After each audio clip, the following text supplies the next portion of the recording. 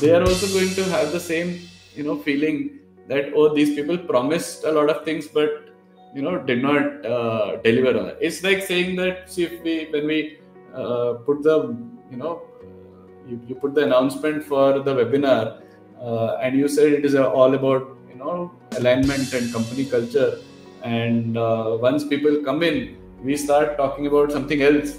Then people are going to worry, wonder what is this happening, right? So you don't want that in your employees as well as your customers. So no think, say, do gap. Say what you do what you say. And the first one is, be yourself, right? Don't try to copy from somewhere, and it never works. So नकल करो but अपनी अकल लगाओ, and Yes. and walk the talk. जो भी आप बोलते हो, you should mean it. That's the key takeaway.